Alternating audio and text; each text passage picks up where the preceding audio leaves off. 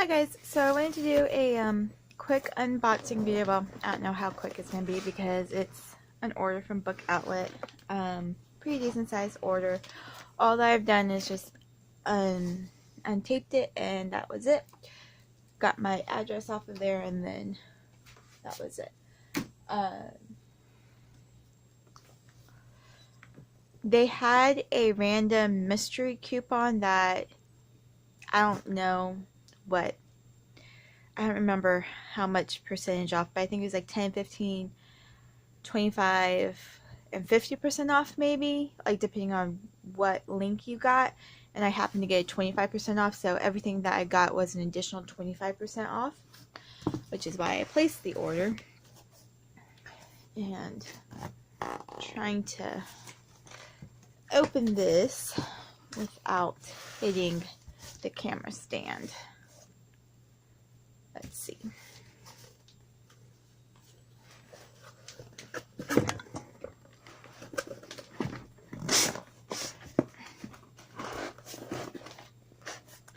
Alright, I think that will work.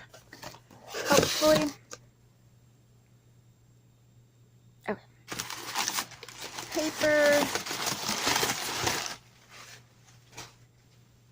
And that's what it looks like on the inside.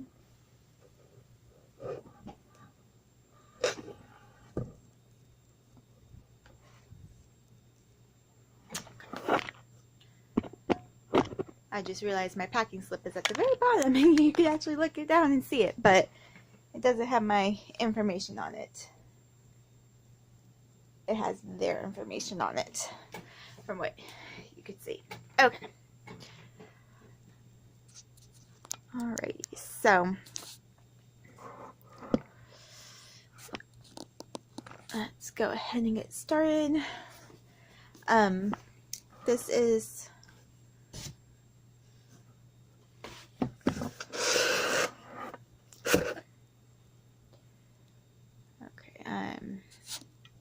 trying to get everything. Alright. Newsstand, still not used to it. This is The City Under the Skin, a novel by Geoff Nicholson. And that's what the cover looks like. So I don't know if you're going to be able to read all that. There you go. That's what it's about. A misfit cartography-obsessed clerk from an antique map store in a district that's not quite trendy yet. A bold young woman chasing the answer to a question she can't quite formulate. A petty criminal hoping the parking lot he's just purchased is the ticket to a new life of respectability with his school-age daughter. A ruthless but vulnerable killer and his disgruntled accomplice. And in The City Under the Skin, it's not fate that will bind these characters together, but something more concrete and sinister. The appearance of a group of mysterious women, their backs crudely and extensively tattooed with maps. They have been kidnapped, marked, and released, otherwise unharmed. When one turns up on the doorstep of the map shop and abruptly bares her back, only to be hustled away by a strange man who pulls up in a broken-down blue Cadillac, it's the misfit clerk, Zach, pushed by his curious new friend Marilyn, who finds himself reluctantly entering a criminal underworld whose existence he'd prefer to ignore. In this haunting literary theory, Geoff Nicholson paints a deft portrait of a city in transition. His sharply drawn characters are people desperate to know where they are but scared of being truly seen. A meditation on obsession and revenge, a hymn to the joys of urban exploration. The City Under the Skin is a wholly original novel about the indelible scars we both live with and inflict on others.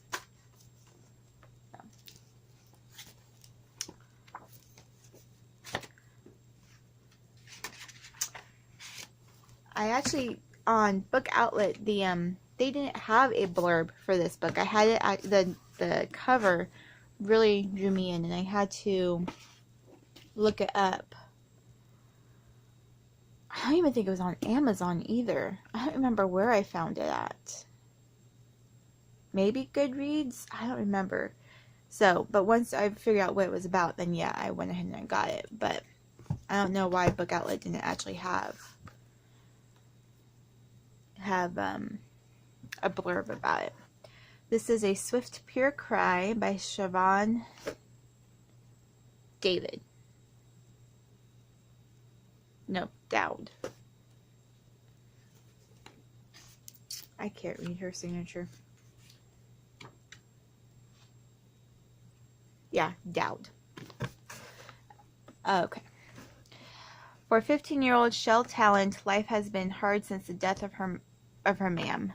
Her dad has given up work and turned his back on reality, leaving Shell to care for her younger brother and sister. She's bored of church and regularly skips school. With her friends Bertie and Declan, she shares cigarettes and irreverent jokes. But when Father Rose, a new young priest, arrives in her small Irish community, something mysteriously shifts.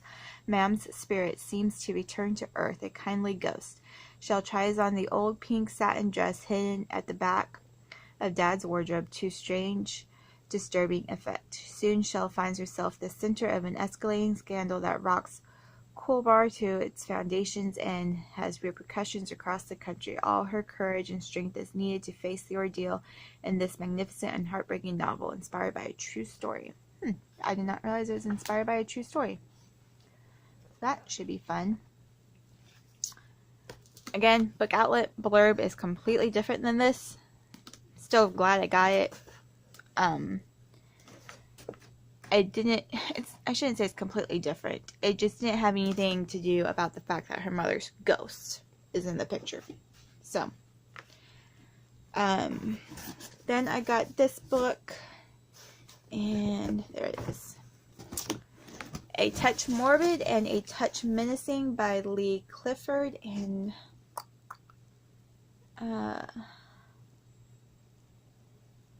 can't remember which one's the first book.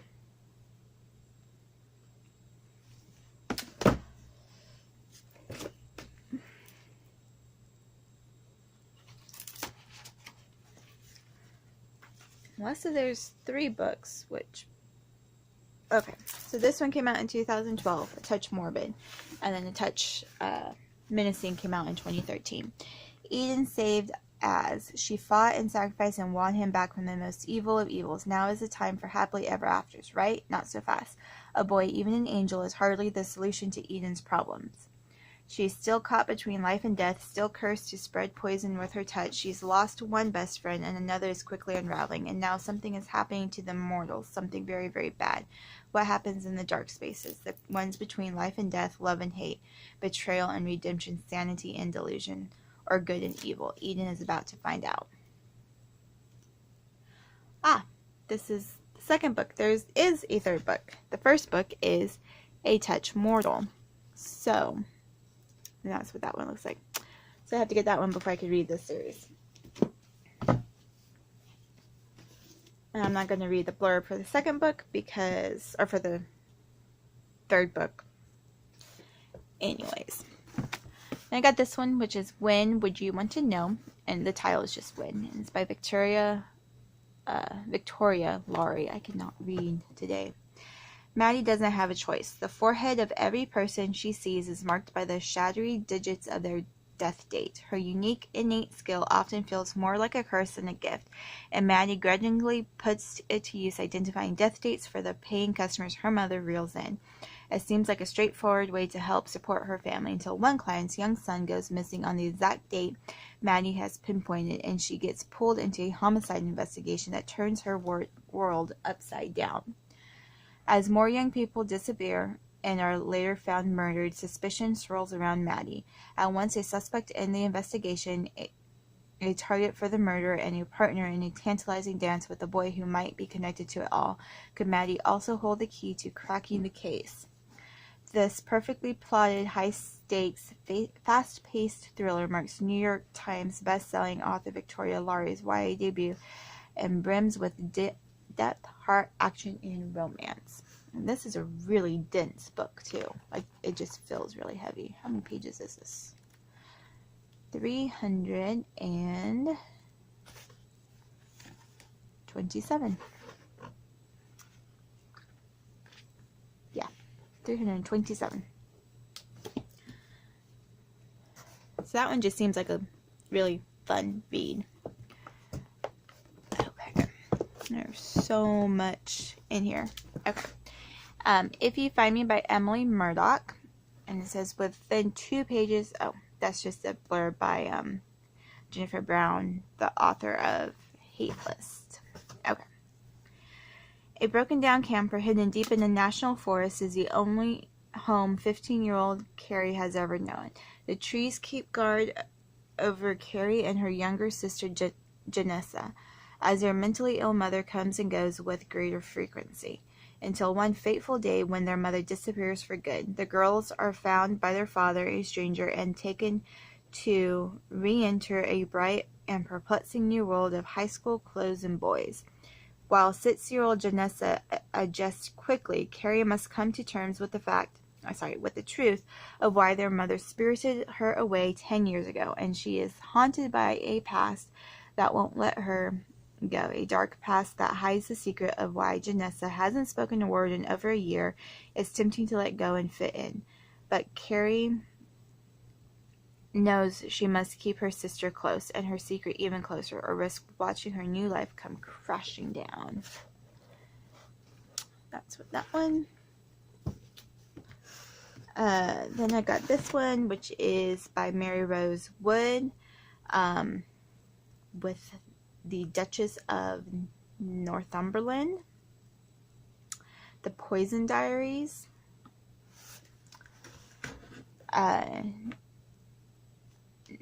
Jessamine Lutston, in the right dose, everything is a poison, even love. Jessamine Lutston has lived all her 16 years in an isolated cottage near Alnwick Castle with her father, Thomas, a feared and respected apothecary. His pride and obsession, a poison garden, contains exotic and local specimens of the most dangerous plants of the world, but Jessamine is absolutely forbidden to enter. Her life changes forever the day a traveler brings a stranger to their cottage, claiming that the young man has special gifts that Thomas might value. Jessamine is intrigued by the young man, who goes by the name of Weed. He has an intense sensitivity to growing things and an even rarer and more specialized knowledge about plants than Thomas does. As Jessamine falls in love with Weed, she learns his extraordinary secret and is drawn into the dangerous world of the poison garden in a way she never could have imagined. I don't even remember if I actually read the blurb of this one or if I was just like sold on the title, which is very possible. Okay. This is Fault Line by C. Desir. It's a little bit banged up. I know I didn't get any scratch and dents, so that must have happened when it was being shipped. The pages are a little bit. Okay. Ben could date anyone he wants, but he only has eyes for the new girl, sarcastic, free spirit Annie. Luckily for Ben, Annie wants him too. She's everything Ben could ever imagine, everything he could ever want. But all that changes after the party, the one Ben misses, the one Annie goes to alone.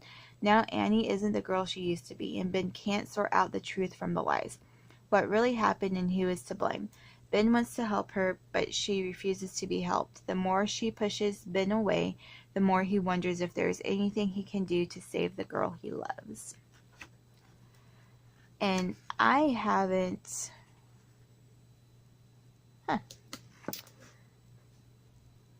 I haven't read Speak by Anderson. Oh gosh, I can't remember her first name.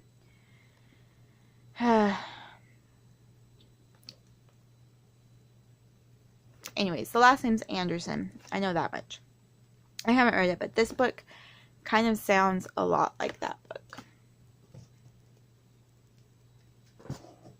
Or at least along the same possible tones. Okay.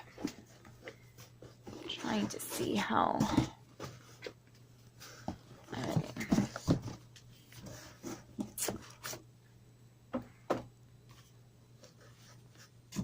I'm hoping to get this thoughts out of the way. Okay. I think I got everything out. I think I did. Alrighty.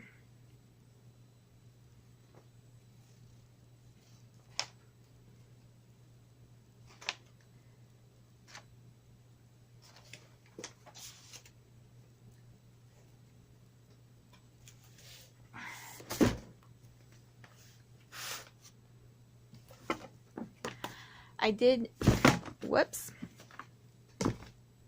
did also get a coloring book. It's the Wicked Plants coloring book. 40 botanical atrocities to color and keep. So it's just like Bryonia, cocoa. These are actually nightshade poisonous plants. So I thought that would be fun to color. Jimson. Let's see here. Belladonna should definitely be in here also. Beetle nut.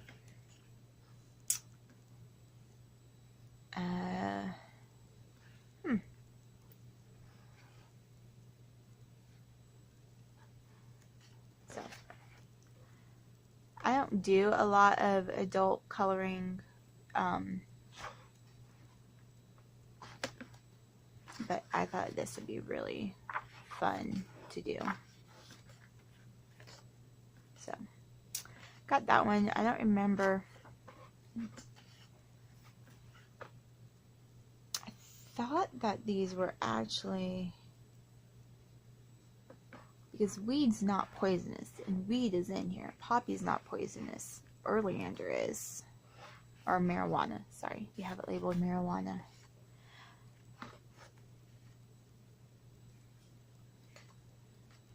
And I just realized that this is by the same author that actually wrote a book on poisonous plants. Let me see if I can find it.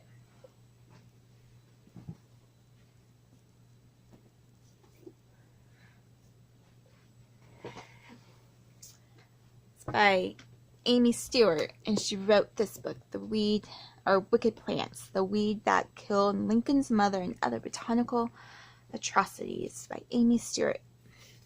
So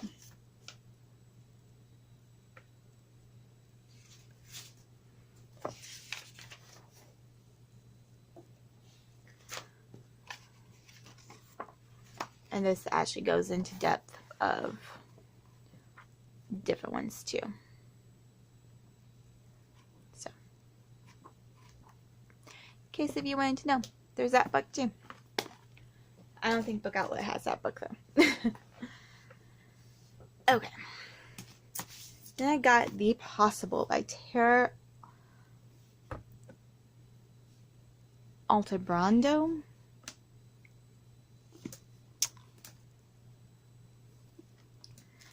Okay, what if a teenage girl could move objects with her mind? What if someone turns up at her door asking questions she doesn't want to answer? Kaylee lives a normal life with her adoptive parents and almost never thinks of her birth mother, Crystal, who is serving a life sentence in prison. But the woman at the front door is producing a podcast about Crystal that is about to blow Kaylee's forgotten past wide open. What if strange things have been happening Kaylee's entire life? Things she could not explain. What if she's more like her mother than she ever imagined? What if the podcast is about to put her on a collision course with Crystal and her darkest self? This gripping psychological thriller from the author of The Leaving explores the strength of our minds, the power of will, and how our histories define us or not.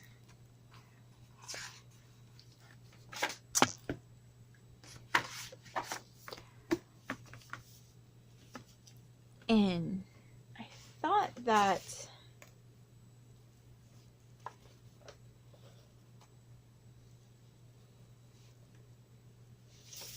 I feel like I might be missing some books.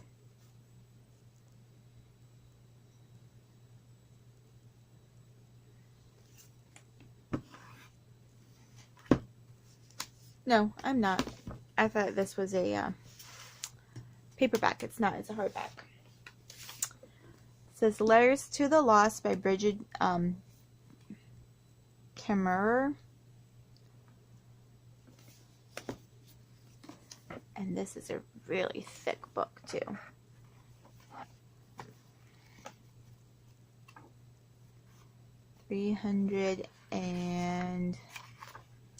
Acknowledgements, 88 pages. So, can you fall in love with someone you've never met? Juliet is drowning in grief after her mother's death. Declan is trying to escape the demons of his past. Writing letters to her mother is the only way Juliet can cope with her loss. But when Declan finds one of her letters and writes back, it sparks an anonymous correspondence. Such an immediate and intense connection with a perfect stranger feels strange and wonderful, and soon they are bearing their souls to each other. But this secret world can only sustain Juliet and Declan for so long, as their reality surrounding them threatens to shatter what they've created. In this heart-wrenching story about choosing your own path in the face of tragedy, two strangers brought together by fate discover a love that will change their lives forever. So, this one sounded really interesting to me, so this one is probably going to be the first book that I read. I don't remember. I want to say that they may end up in school together. I'm trying to remember what the book outlet blurb said, because book outlet blurbs are kind of different than what's on the back of the books or on the inside covers. Okay. Then there is The Shadow Queen by C.J. Redwine.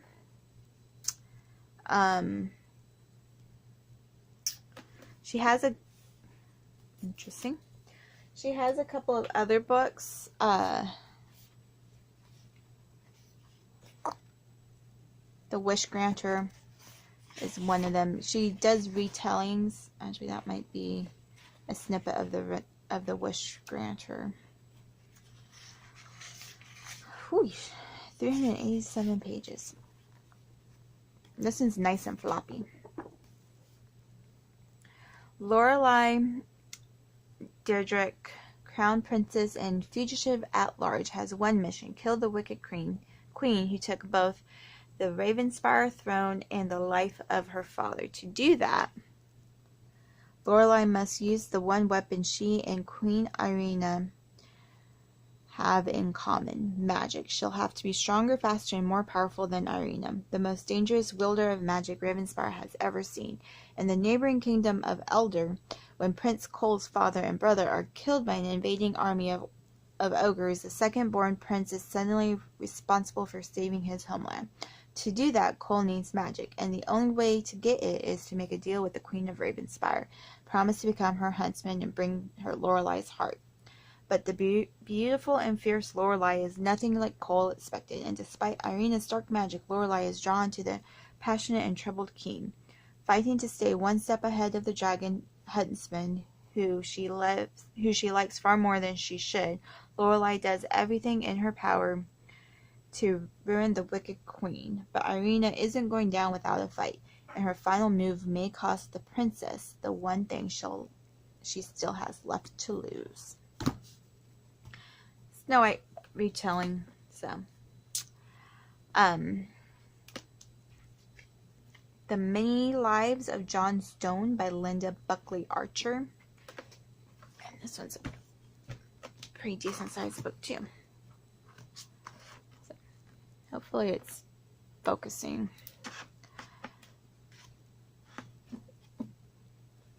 Okay. In Me, the Past Lives. Stella Parks, Spark for short, has found summer work cataloging historical archives in John Stone's remote and beautiful house in Suffolk, England. Spark's uncertainty about living at Stony House only increases upon arriving. What kind of people live in the 21st century without using electricity, telephone service, or even a washing machine? Additionally, the notebooks she's organizing span centuries. They begin in the court of Louis XIV in Versailles, but are written in the same hand. Something strange is going on, and Spark begins to wonder, who exactly is John Stone? What connection does he have to these notebooks? And more importantly, what was his purpose in hiring her in the first place? Linda Buckley Archer, critically acclaimed author of the Gideon trilogy, weaves a lyrical story of a group of people who have the unlikely gift of longevity, but is it truly a gift? So,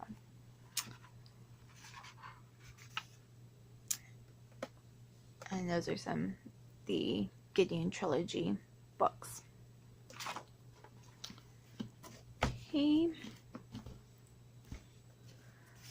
I got Trust Me, I'm Trouble. This is a sequel to Trust Me, I'm Lying, and they're both by Mary Elizabeth Summer. I do have the first book. I haven't read it yet. I'm not going to read the blurb since it is a sequel. But there's that one. Then I got Inland by Kat Rosenfield, and this one I've been going back and forth with for a while. And so finally I was like, I keep going back to it. I'm just going to go ahead and get it. Ooh, it's nice and bright and yellow on the inside. Okay.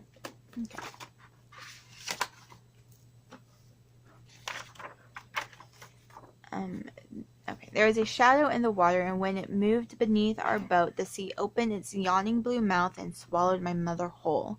After 9 years spent suffocating in the arid expanses of the Midwest, far from the sea where her mother drowned, Callie Morgan and her father are returning to the coast, and miraculously Callie can finally breathe easily. No more sudden clawing attacks of week-long hospitals. No more sudden clawing attacks and week-long hospital stays, but something is calling to her from the river behind their house and from the ocean miles away. Just as her life begins to feel like her own, and the potential for romance is blossoming, the intoxicating pull of the dark water seeps into her mind, filling her with doubt and revealing family secrets. Is it madness, or is there a voice beckoning her to come to the sea, to answer the call of the dark waves, to come home? So, that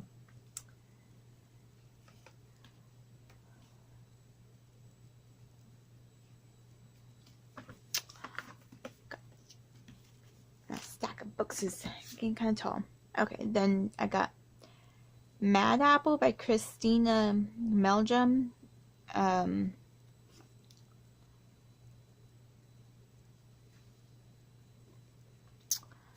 Oh goodness.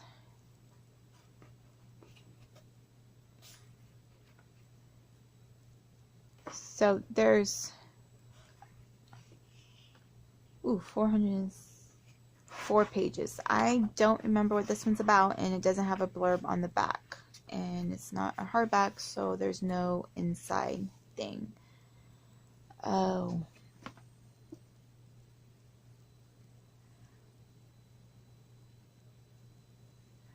there is some pretty cool looking plants though right here.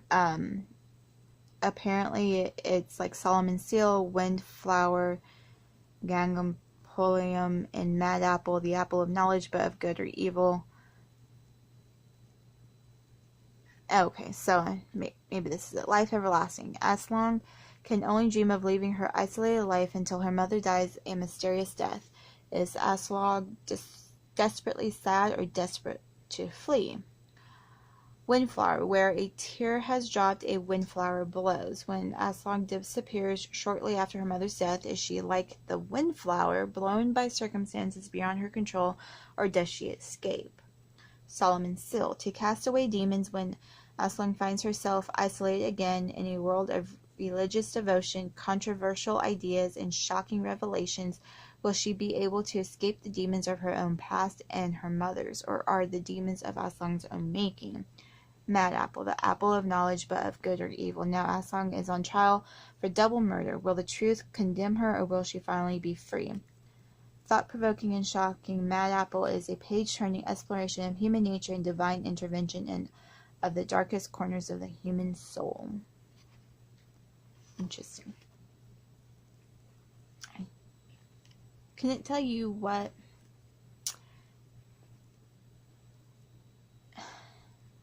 is it 4 books in one? No? I don't know. Because this is Solomon's Seal, and right here is False Nettle, but then the next one is back to Solomon's Seal. So, this is going to be an interesting book to read. And I know absolutely nothing about it. Don't remember it. I mean, I remember the cover, but I don't remember what the blurb said on the back of Book Outlet. Okay, and then the last book I got was You by Caroline Kepnes.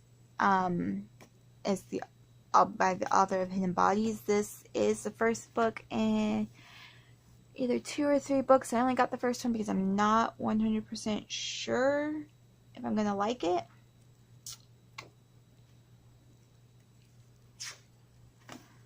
When a beautiful, aspiring writer strides into the East Village bookstore where Joe Goldberg works, he does what anyone would do. He Googles the name on her credit card.